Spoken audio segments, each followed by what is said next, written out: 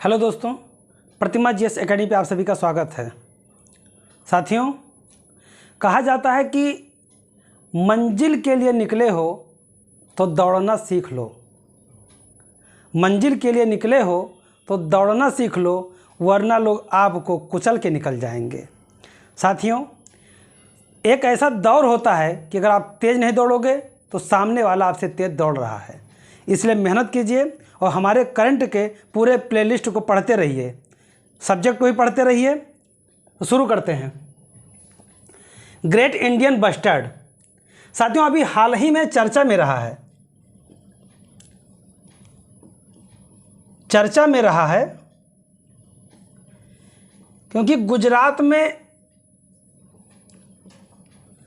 केवल great Indian bustard की संख्या मात्र 4 बची है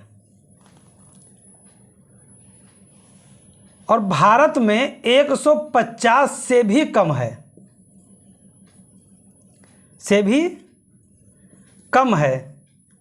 तो इसलिए चर्चा में रहा क्योंकि ये बहुत ही संकट में है। गंभीर संकट की स्थिति ग्रेट इंडियन बस्टर्ड के लिए आ गई है। 2018 के गणना के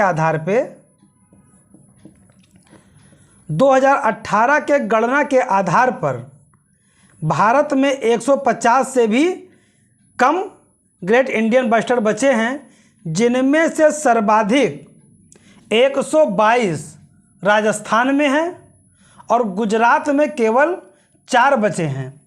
और साथियों, ये ध्यान रहे, प्रश्न इसलिए इम्पॉर्टेंट है क्योंकि यह राजस्थान का राज्य पक्षी है।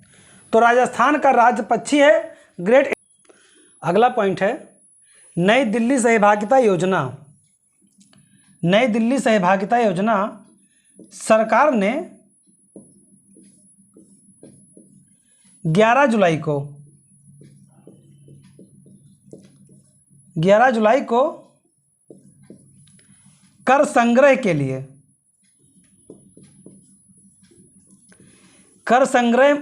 मुख्य उद्देश्य है नई दिल्ली सहभागिता योजना का कि उसके लिए और अवशिष्ट प्रबंधन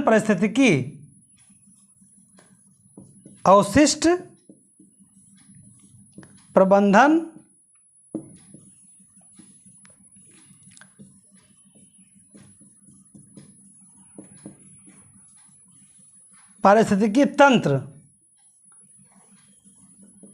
में निवासी कल्याण संघ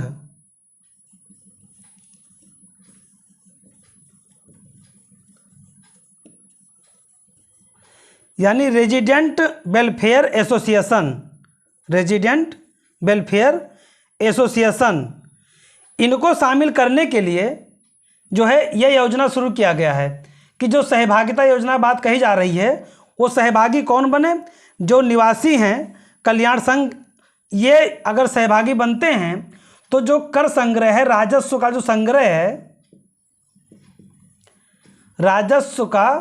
जो संग्रह है वो बढ़ जाएगा। यानी राजस्व के संग्रह के लिए, कर बढ़ाने के लिए जो अवशिष्ट प्रबंधन तंत्र है उसमें निवासी कल्याण संघ रेजिडेंट वेलफेयर एसोसिएशन के सहभागिता के लिए सरकार ने नई दिल्ली सहभागिता योजना प्रारंभ किया है। और यह योजना इन्होंने 11 जुलाई को प्रारंभ किया है और इससे फायदा होगा कि राजस्व में वृद्धि होगा। अगला पॉइंट है INS सिंधु ध्वज। साथियों, INS सिंधु ध्वज जो है यह नौसेना में कार्य कर रहा था अभी तक और 1987 में जून 1987 में इसे शामिल किया गया था।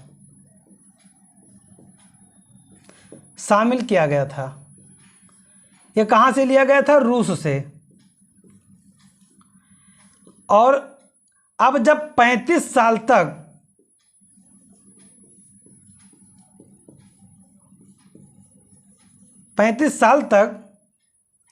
INS सिंधु ध्वज ने अपनी सेवाएं दी और अब जाके उसे विशाखापट्टनम में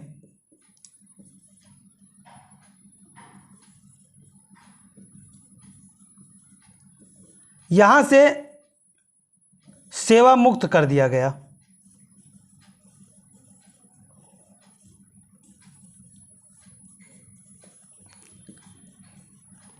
तो ये प्रश्न आ सकता है कि INS सिंधुध्वज को कहाँ से जो है सेवा मुक्त किया गया है। तो विशाखापट्टनम में किया गया है। इसे कब शामिल किया गया था? इसे 1987 में शामिल किया गया था। यह एक पनडुब्बी है और इसे रूस से खरीदा गया था और भारतीय नौसेना में इसने 35 वर्ष अपनी सेवाएं दिया है। किसने? INS सिंधुध्वज ने। अगला पॉइंट है तरंगा हिल अंबाजी आबू रोड। तरंगा हिल अंबाजी आबू रोड ये क्या है?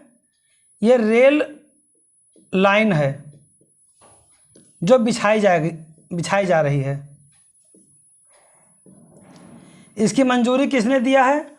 आर्थिक मामलों के मंत्रिमंडलीय समिति ने। आर्थिक मामलों के मंत्रिमंडलीय समिति का अध्यक्ष कौन होता है? आर्थिक मामलों के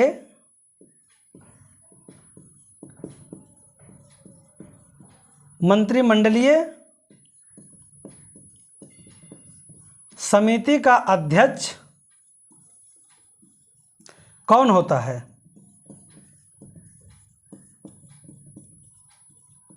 तो ये प्रधानमंत्री होते हैं। प्रधानमंत्री के अनुमति के बाद रेलवे लाइन के लिए तरंगा हिल अंबाजी आबू रोड को मंजूरी दी गई है। यह एक नई रेलवे लाइन बिछाई जाएगी जो गुजरात और राजस्थान को, दो राज्य इसमें शामिल होंगे। कौन कौन? गुजरात और राजस्थान। जो तरंगा हिल है वो राजस्थान है, राजस्थान में, और अंबाजी जो है ये गुजरात में है। अंबाजी एक मंदिर है। अंबाजी एक प्रसिद्ध मंदिर है।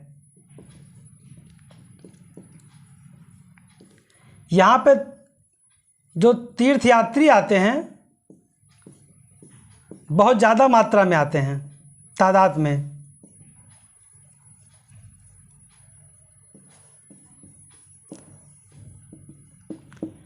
ये 51 शक्तिपीठों में से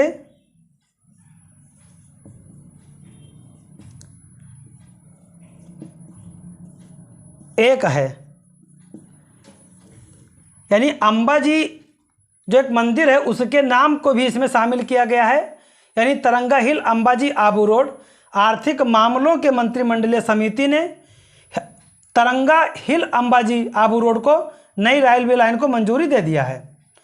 इसकी जो लंबाई है वो 116.65 किलोमीटर है, सॉरी 116.65 किलोमीटर है। और यह बन करके तैयार होगी, बनकर तैयार होगी 2026-27 तक। माना जाता है कि इसमें 40 लाख मानव रोजगार मिलेंगे।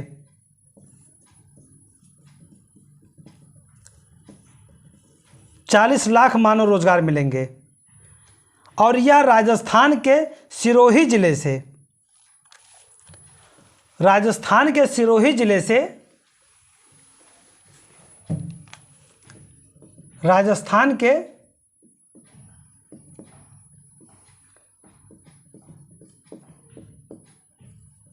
सिरोही जिले से लेकर के गुजरात के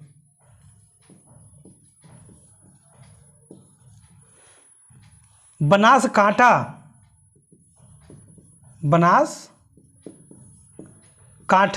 एवं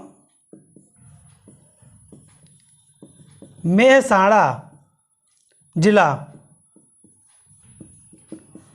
यहाँ तक जाएगी, यानी राजस्थान के सिरोही से गुजरात के मेहसाणा तक जाएगी। 2 राज्य शामिल किए जाएंगे, यानी 40 लाख मानव रोजगार, 116.65 किलोमीटर का यह होगा रेलवे लाइन, 2026-27 तक पूरा होगा।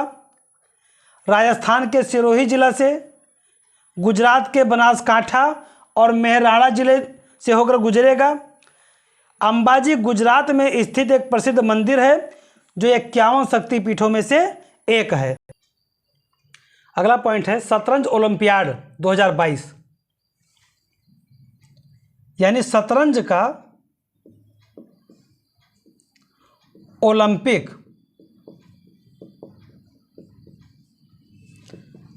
2022 यह भारत में आयोजित